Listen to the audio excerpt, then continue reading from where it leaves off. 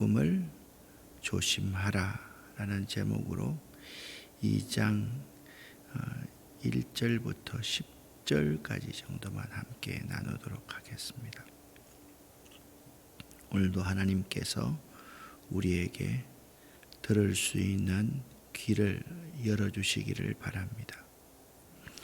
바울은 다메섹으로 가는 도중에 예수를 만난 후에 인생의 우선순위가 바뀌었습니다. 어제 여러분과 함께 말씀을 나누면서 바울은 예수님과의 신비한 만남 이후에 자신의 이동 경로를 맨 처음 아라비아에 갔다가 다메섹으로 되돌아온 후 예루살렘을 방문하고 그 다음에 수리아와 길리기아 지방에 이르러서 거기서 복음을 전했다. 이것은 매우 중요한 바울의 이동 행적입니다. 먼저 바울이 아라비아에 갔다. 인생의 최우선 장소가 바울은 아라비아였다. 자기보다 먼저 예수를 믿은 선배들에게 의논하지 아니하고 아라비아에 갔다. 거기서 그는 하나님과의 단둘만의 시간을 보내면서 지난 시절에 자신이 헛되이 살았으며 그 헛된 삶의 중심에 자기의 자아가 있었다라는 사실을 깨닫게 되었을 겁니다. 이 아라비아에 간 이 3년 기간의 행적은 자신을 되돌아보고 자신을 처절하게 뉘우치는, 깨어버리는 그러한 시간이었을 것입니다. 그리고 다메섹으로 돌아왔다가 예루살렘에 올라가 자신이 핍박했던 사람들, 그들에게 사과를 하고 용서를 하고 그토록 그들이 자신을 두려워했는데 그들의 증언을 듣고 은혜를 받았습니다. 그리고 마지막으로 수리아와 길리기아 지방을 방문하면서 전도자의 사명을 다했다. 이러한 삶의 우선순위가 우리에게 매우 중요하다라는 점입니다.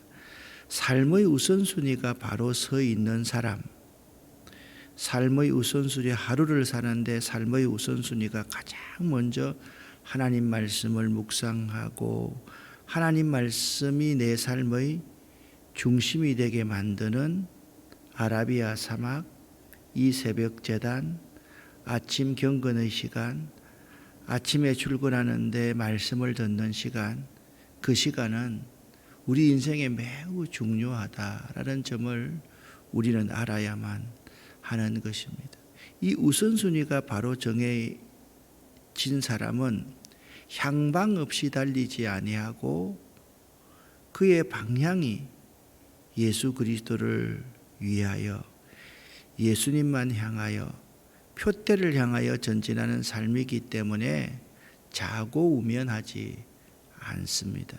그 삶의 우선순위가 중요한 거죠. 여러분과 제 같으면 어떻게 했을 것 같습니까? 10명의 문둥병의 환자 가운데서 한 명은 예수님께 돌아와서 살해했다. 9명은 그렇지 못했다. 자, 그것도 여러 가지 해석이 있지만 적어도 예수님께 다시 돌아왔던 사람, 그 사람의 삶은 예수님을 보지 않고 가족에게 간 사람보다 훨씬 더 삶의 우선순위가 달랐을 거라 그렇게 생각을 합니다. 여러분과 저도 사실 바울로 바뀌기 전 사울의 모습과 다를 바가 없지 않습니까?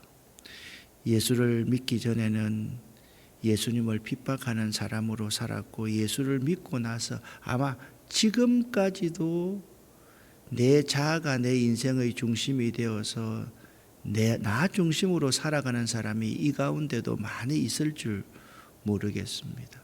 어떻습니까, 여러분? 우리가 갈라디아서 이제 내일 다음에 볼 2장 20절에 내가 그리스도와 함께 십자가에 죽었다. 이제는 내가 사는 것이 아니고 내 안에 사시는 그리스도의 삶을 살려고 한다. 근데 말은 그런 고백을 잘 하는데 살아가다 보면 우리는 말뿐이고 삶이 내가 죽고 내 안에 그리스도가 살게 하는 삶, 내 삶의 우선순위인 아라비아 사막에 먼저 갔다가 그 다음에 동력자를 만나고 사역하는 삶, 그러한 이 순서가요 뒤틀려 버리는 사람들이 참으로 많다는 거예요. 교회도 이렇게 가만히 보면 처음부터 교회 봉사부터 시작하는 거죠. 교회 봉사하면 믿음이 자란다? 그럴까요? 이 부족하고 연약하고 죄 많은 사람들이 교회 봉사하기 때문에 교회 봉사하면 사실 믿음 까먹죠. 교회 봉사하면 믿음을 까먹습니다. 믿음은요 하나밖에 없어요. 하나님 말씀, 이 성경 말씀을 읽고 듣고 또 외우고 또 공부하고 묵상하는 것 외에는 우리 믿음 자라는 게 전혀 없거든요. 마치 그런 겁니다. 우리 아이들이 어릴 때 아기를 낳을 수가 있지만 그래도 육신적인 그러한 성숙보다 정신적이고 영적으로 충분히 성숙해서 엄마 될 수 있는, 부모가 될 수 있는 그 상태에서 결혼을 해서 아기를 낳고 하면 그 아기가 행복하게 잘 클 수가 있는데, 교회는요, 교회만 나오면 구역장 시키고 교회만 나오면 전도인 시키고 그렇게 하다 보니까 예수 믿는 많은 사람들 중에 10년, 20년, 30년 믿은 사람 중에 마음의 평화가, 예수 그리스도 세상이 줄 수 없는 평화가 그 마음을 주관하기보다는 상처받고 또 상처 가운데만 살아가는 그런 사람들을 저는 참으로 많이 본다라는 거죠. 다른 교회에서 우리 교회에 와서 이렇게 하시는 분 보면 자꾸 이제 이야기를 해보면 알잖아요. 그러니까 목회자를 신뢰하지 못하는 거예요. 교인들을 신뢰하지 못하는 거죠. 성도의 교제하는 모임을 신뢰하지를 못하는 거죠. 왜요? 우선순위가 바뀌어서 그렇습니다. 교회 나오면요, 제일 먼저 하나님 말씀 읽는 걸 배워야 되고, 말씀 듣는 걸 배워야 되고, 말씀을 연구해야 되고, 이 십자가 앞에 나와서 우리들이 아라비아 사막처럼, 사막에 있는 사울처럼 자기를 되돌아볼 수 있는 시간들을 많이 매 순간 가져야만 하는 것입니다. 자, 이 갈라디아 지방의 이 특징은 뭐냐 하면 가만히 들어온 거짓 형제들이 바울이 떠나고 나서 많이 있었다라는 거죠. 그런데 가만히 들어온 거짓 형제들을 조심하라고 1절부터 5절까지 말하는데, 먼저 결론부터 말씀을 드리면 가만히 들어온 거짓 형제들은 뭐라고 말하는가 하면 바울은 사도가 아니다. 그러면서 바울이 전한 모든 것을 부인하는 그러한 사람이었습니다. 바울이 예수의 십자가만을 전하는데 그것은 반쪽만 전하는 거다. 율법도 잘 지켜야 되고 그 다음에 예수의 십자가를 믿어야지 이게 온전한 신앙인이 되는 것이지, 율법을 무시하는 듯한 예수만으로 인한 구원, 이것은 잘못된 것이다. 이게요, 그 갈라디아 지방에 있는 교회에 먹혀 들어가기 시작했다는 거예요. 여러분 가만히 한번 생각해 보세요. 이 사람 참 좋은데 그 다음에 말이 중요한 거지. 이 사람이 참 참 좋다. 그게 강조점이 있는 거 아니잖아요.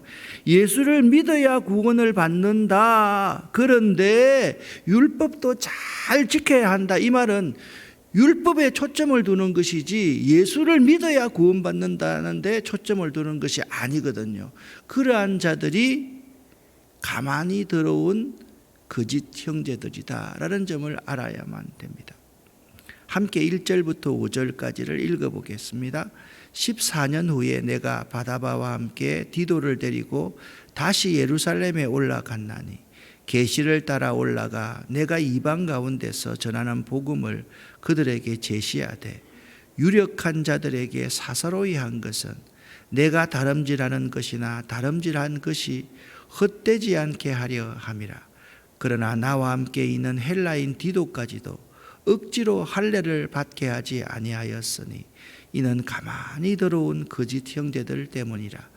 그들이 가만히 들어온 것은 예수 그리스도 안에서 우리가 가진 자유를 엿보고 우리를 종으로 삼고자 함이로되 그들에게 우리가 한시도 복종하지 아니하였으니 이는 복음의 진리가 항상 너의 가운데 있게 하려 함이라. 아멘.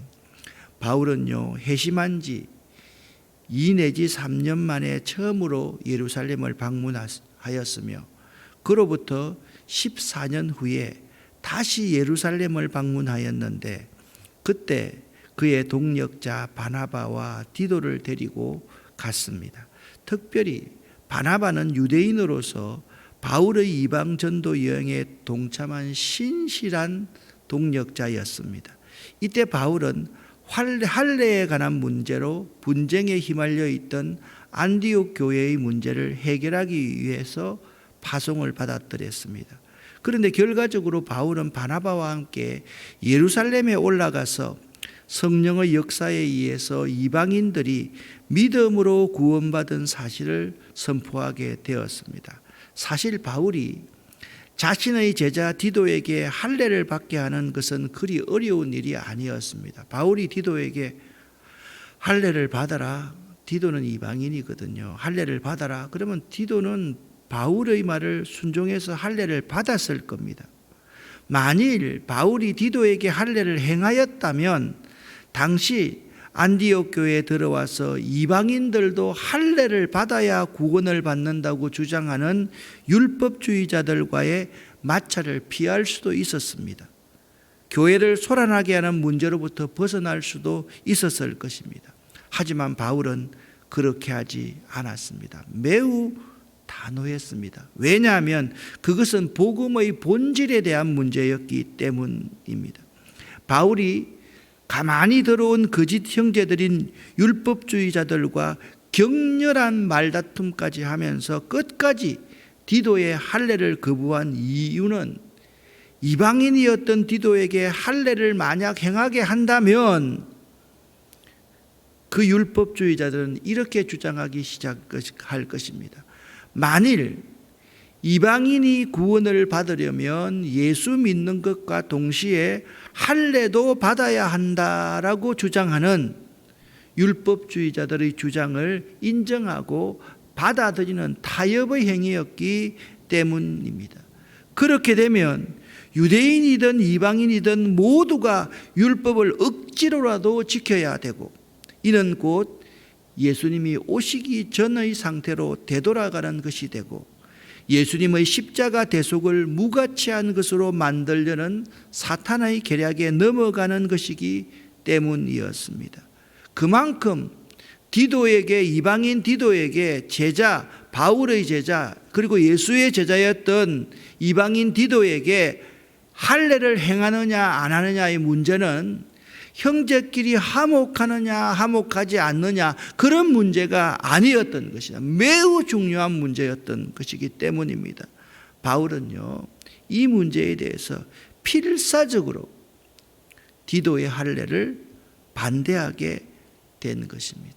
다시 한번 가만히 들어온 악한 자들 이 유대주의자들은 그리스도 예수 안에서 우리가 가진 자유를 엿보고 우리를 율법의 종으로 삼고자 함이었던 것입니다. 율법을 지켜야지 구원을 받지 예수만 믿으면 구원받는 것이 아니다. 자, 지금 안디옥 교회에 있는 문제는 믿는 사람 이방인들이 교회 공동체에 들어오면 이들에게 할례를 주어야 되느냐 할례를 주지 말아야 되느냐 이 문제였는데, 바울이 디도를 데리고 예루살렘에 올라가니까 아니 이방인 디도도 할례 받아야 하는 것이 아니냐. 그런데 아니야, 디도가 할례를 받아서는 안 돼. 바울이 단호하게 지금 거부해버린 상황이라는 것입니다. 바울의 이러한 단호한 모습은 복음에 대하여 한 걸음 물러서서 세상의 사상과 타협할 때 복음은 치명상을 입게 되고 그로 인해서 변질되고 복음 자체가, 교회 존재 자체가 사라지게 됨을 가르쳐 줍니다.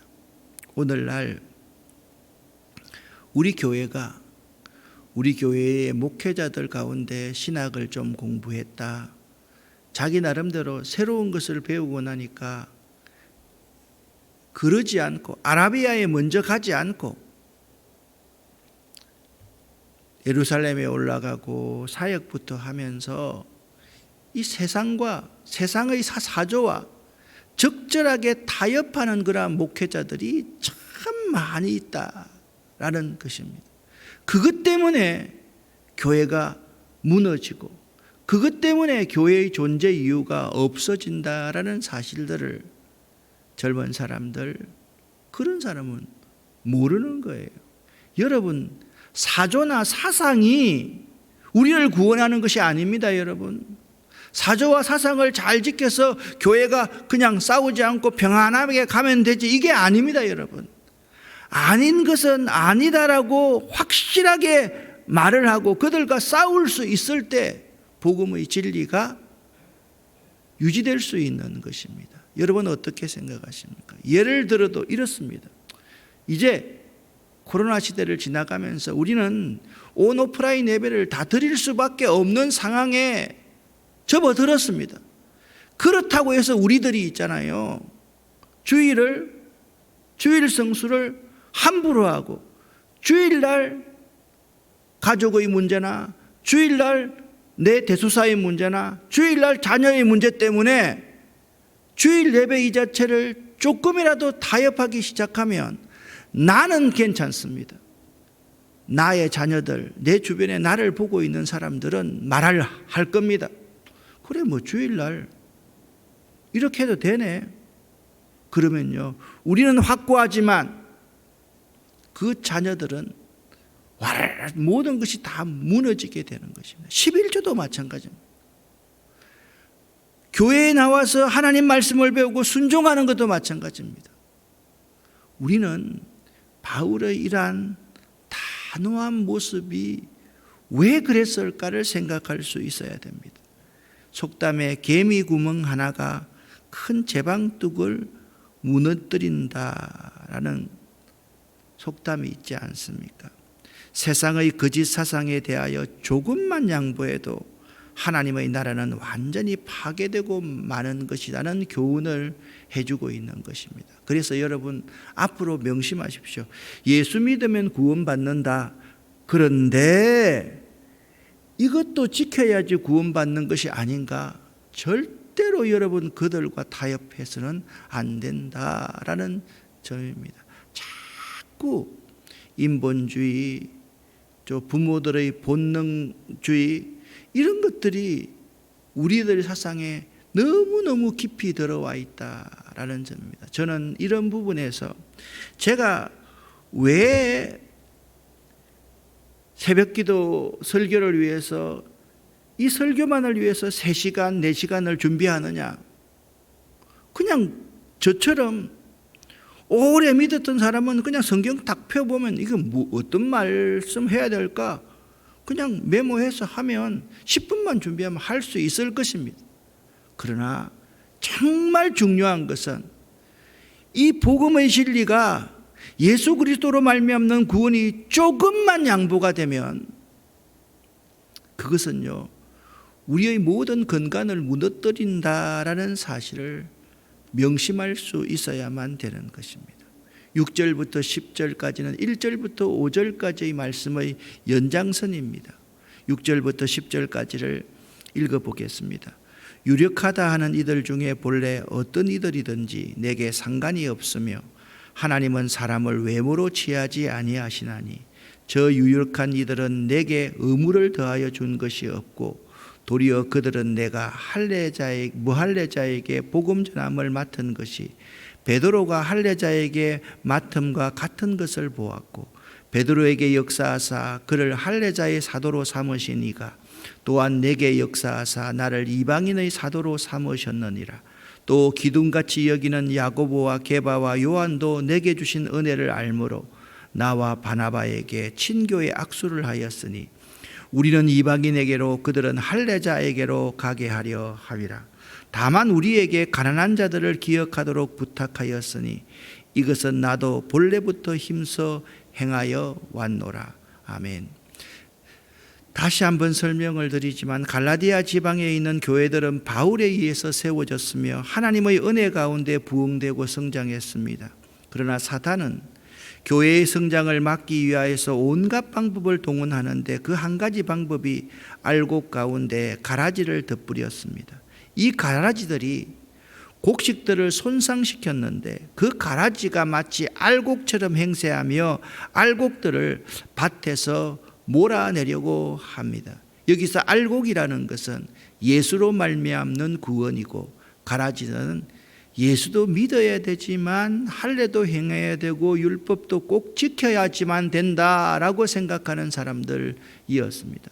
갈라디아 교회가 여러분 보십시오. 바울이 1차 선교 여행 때 포교해서 믿었던 교회들이 갈라디아 교회들입니다. 비시디아, 안디옥, 버루기아, 이고니온, 루스드라, 더베, 비두니아 이런 모든 지역이 갈라디아 지역이었습니다.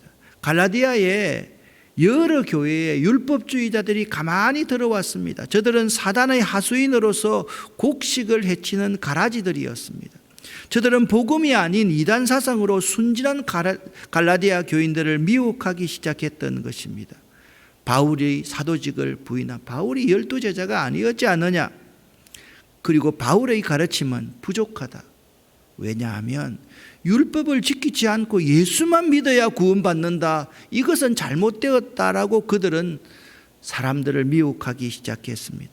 이에 대해 바울은 1장에서 지속적으로 나의 사도권은 사람이 임명하고 사람으로부터 나온 것이 아니라 하나님 아버지께로서 직접 내가 사도로 임명되었다라고 말하고 난 이후에 2장에서는 예루살렘의 사도들을 포함한 예루살렘 공의회가 나와 바나바와 악수를 청하면서 나를 인정해 주었고 그들은 율법을 지키는 사람에게 복음을 전하는 자가 되었지만 나와 바나바는 이방인을 향한 하나님의 택한 그릇이었음을 주장하고 있는 것입니다.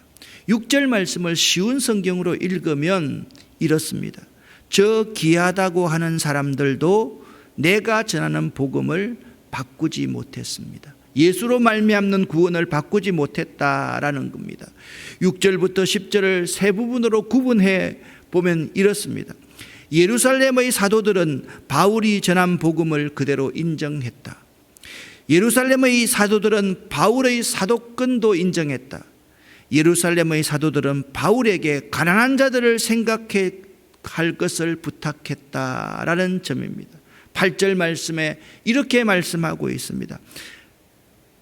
나를 사도로 삼으신 분이 베드로에게도 역사하사 그를 할례자의 사도로서 유대인에게 복음을 전하는 사도로서 베드로를 세웠고 나는 내게 역사하사 나를 이방인의 사도로 삼았기 때문에 이방인들이 율법을 잘 믿고 예수를 믿어야지 구원받는다는 것은 나는 결코 용납할 수가 없다. 그들은 이미 율법을 믿었기 때문에 회개하고 예수를 믿어야지 구원을 받지만 이방인들에게도 율법을 다시 믿어라, 그리고 예수를 믿어라, 이것은 결코 용납할 수 없다라고 말하고 있는 것입니다.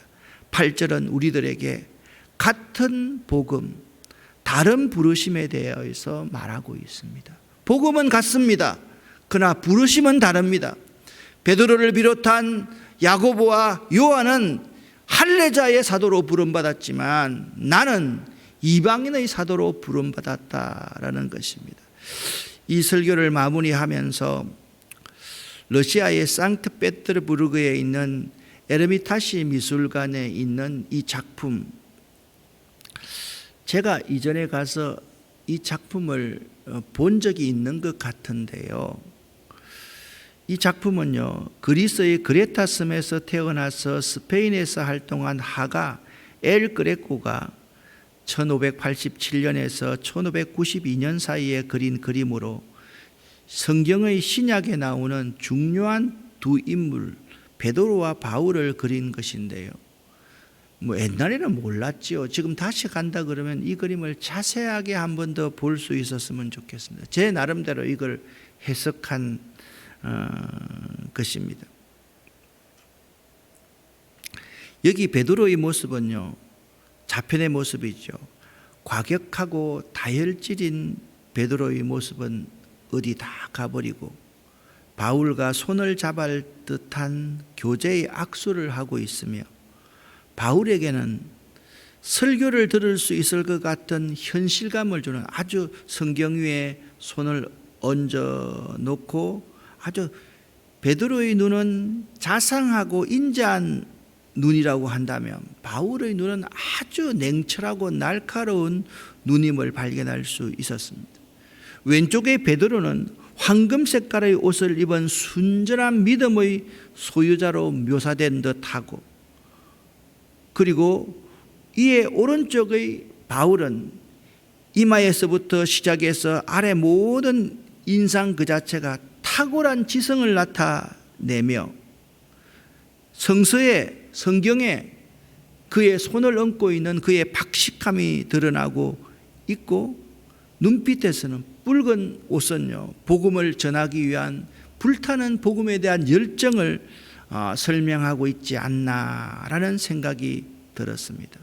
바울은요, 자신이 전한 복음이 사람의 뜻이나 사람에게서 받은 것도 아니라고 말하면서 오직 예수 그리스도의 계시로 말미암은 것임을 분명히 하면서 자신이 전한 복음이 하나님께로부터 말미암은 것이고 또한 사도들에게도 인정받은 것으로 교회 공동체에도 인정받은 것이라고 말하고 있는 것입니다.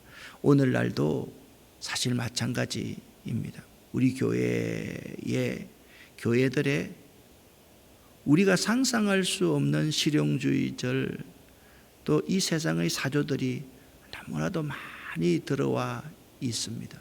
우리가 세상의 복음을 전해야 하지만 세상의 사상에 타협하고 양보하지 말아야 될 분명한 선이 있다. 그 선을 여러분과 제가 잘 지켜나가되, 그것이 너무 또 보수화되어서 그것마저도 율법주의자가 되지 않도록 우리가 노력을 하기 위해서 이 새벽이 있다라는 점을 꼭 기억하시고, 예수로 말미암는 구원, 이 귀한 복음의 진리를 결코 양보하지 않는, 포기하지 않는 여러분과 저가 되기를 예수 이름으로 간절히 축원합니다. 기도하겠습니다. 하나님 아버지, 우리가 삶의 우선순위가 이 새벽 제단일 수 있도록 도와주시고, 우리의 삶의 우선순위가 아라비아 사막일 수 있도록 도와주시고, 또한 우리가 복음에 대해서 확실하고 분명하게 깨닫고 알아서 양보하지 말아야 될 점이 무엇인지 분명히 선언하고 선포할 수 있는 저희가 되기를 원합니다. 이 새벽 제단을 쌓는 우리 모두는 세상의 사조들과 타협하지 않도록 우리에게 굳센 믿음을 허락하여 주시옵소서. 그러나 그 굳센 믿음이 또한 우리가 다른 율법주의자들, 판단하고 정죄하는 자들이 되지 않도록 유연성도 저희에게 허락하여 주시옵소서. 이 새벽에 기도하는 우리 모두에게 하나님 은혜와 능을 베풀어 주시옵소서. 예수 그리스도의 이름으로 축복하옵고 간절히 기도 올립니다. 아멘.